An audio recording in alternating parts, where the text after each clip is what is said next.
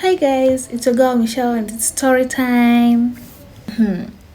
Hebu fikiria una utajiri wako ambao unaweza kununua magari ya kifahari, kisiwa chako binafsi, au hata ndege yako mwenyewe yani.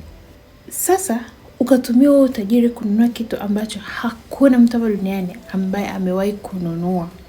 Hii story inamhusu Brian Johnson, bilionea ambaye alitangaza vita dhidi ya uzee. Ushakutana na huyo mtu wa namna hiyo jamani. Huyu Brian Johnson bana hakuzaliwa katika familia ya kitajiri. Alikulia jimbo la Utah nchini Marekani katika familia ya kawaida sana. Kama vijana wengine, alifanya kazi kwa bidii sana. Alitafuta fursa na alikuwa na malengo makubwa. Alikuwa ana malengo ya kujenga maisha mazuri sana.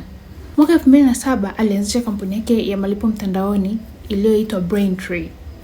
Kampuni hiyo ikawa na kasi kubwa sana. Na baada ya kununua hiyo programu ya Venmo, kampuni hiyo ikawa kampuni kubwa sana katika sekta malipo ya kidigitali. Mwaka 2013 kampuni ya PayPal ilinunua kampuni ya Braintree kwa dola milioni 800. Kwa kipindi hicho ni hela nyingi. Kwa kipindi hicho Brian alikuwa na miaka 36 tu. Brian alikuwa ametazamia ndoto ya watu wengi. Alikuwa na utajiri, mafanikio na uhuru wa kifedha kwa kipindi hicho akiwa na miaka 36. Licha ya mafanikio yake yote, Brian alihisi kama hali yake ya kiafya haikuwa nzuri. Miaka kufanya kazi kwa msongo wa mawazo, kulala kwa muda mfupi na kula bila mpangilio iliathiri sana mwili wake na afya yake kwa pamoja. Alikuwa amefanikiwa kifedha, lakini mwili wake ulikuwa unaonyesha dalili za kuchoka na kuzeeka. Yaani hapo ndo story inapoanza. Alipoona hivyo, akaanza kujiuliza swali ambalo lilibadilisha maisha yake completely.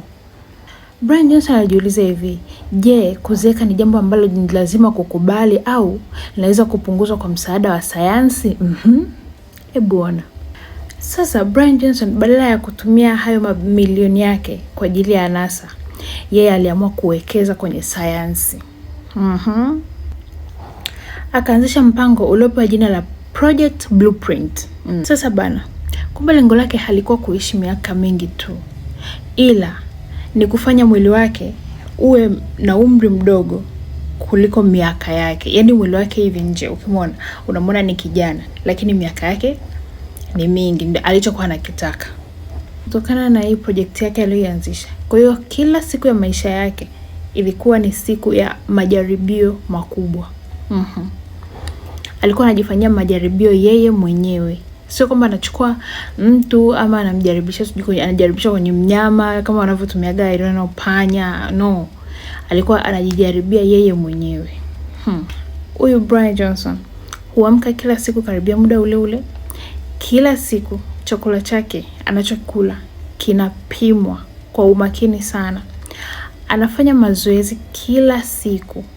Hupima afya ya moyo, ubongo, mapafu, figo, ini na viungo vingine vyote mwilini mwake mara kwa mara.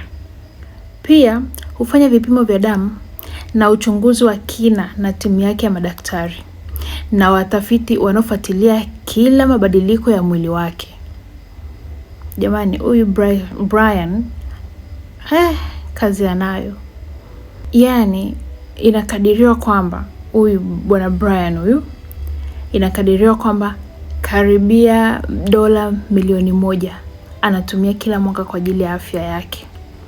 Kutokana na huu mtindo wake wa maisha umeshangaza watu wengi sana huko duniani, ikiwemo mimi na wewe pia najua lazima umeshangaa. Yaani huu mtindo wake wa maisha ni wa ajabu sana. Japokuwa kuna watu wengine wanampongeza kwa consistency, ila wengine wanasema ameenda mbali sana. Yaani he's doing too much. Katika hali ya kawaida wanasayansi wengi wanakubaliana na kwamba mazoezi ya mara kwa mara, usingizi wa kutosha na lishe bora vinaweza kuboresha afya yako na kuongeza muda wa kuishi katika hali nzuri. Hata hivyo, baadhi ya mbinu zake za kisayansi bado hazijathibitishwa kisayansi kuwa zinaweza kugeuza mchakato wa kuzeeka. Hata hivyo, Brian amegundua kwamba sayansi bado haina majibu yake yote. Na pia hivi karibuni alitangaza kuwa amegundulika na ugonjwa uitao autoimmune gastritis. Huo ugonjwa unakuwa unashambulia utando wa utumbo. Bana, pamoja na yote, wewe unaonaje? Do you think huyu hastahili kuumwa? Cause kwa siku moja anameza vidonge 100 and pia mwisho wake wa kula ni saa 5 asubuhi. Imagine saa 5 asubuhi ndio mwisho wake wa kula, then ana dozi zake 100 kwa siku moja. Imagine ndani ya mwaka mmoja anameza vidonge vingapi? So ana expect nini? Jamani madaktari, naomba mtuambie hapo, ana expect nini kutokana na hii project yake anayojifanyia kwamba hataki kuzeeka? So kutokana na haya mambo yote ambayo amekuwa akifanya na yamegoma, this shows kwamba mwili wa binadamu bado una siri kubwa sana. Yaani bado wanasayansi hawajakaa vizuri kufanyia uchunguzi mwili wa binadamu, bado sana. Yaani wana kazi kubwa sana wanasayansi. Inspector kwamba aligundulika kwamba ana tatizo la autoimmune gastritis, bado hajakata tamaa, and he is still giving some updates kwa ulimwengu kwamba nini kinaendelea na mwili wake, bado anaendelea kufanya uchunguzi na mwili wake nini, yani bado anaendelea na hiyo project yake, hajakata tamaa. Kutokana na hili jambo lake amefanya dunia imeanza kuhoji kitu ambacho kimekuwa kikijaribiwa kwa karne na karne, ila kimeshindikana, lakini yeye ana force kiwezekane. Jamani, lakini wazungu shikamo. Hebu nyinyi mniambie, ni kweli kuzeeka ni jambo ambalo haliwezi kupingika? Ni lazima au linaweza kupingika? Na je, tunaweza kuishi kwa miaka mingi zaidi na kuendelea na maisha na afya bora tunapoendelea kuzeeka? Yaani unajua hii story inanipa mawazo mengi, inanipa maswali mengi sana. Hebu na nyie mnipe maoni yenu. Na swali la mwisho, huyu Brian Johnson anabadilisha mustakabali wa maisha ya binadamu au anang'ang'ania ndoto ambayo haiwezi kutimia? Hebu niambieni. Hebu nipeni maoni yenu na mimi nisikie nyinyi mna maoni gani kuhusiana na hii story ya huyu Brian Johnson.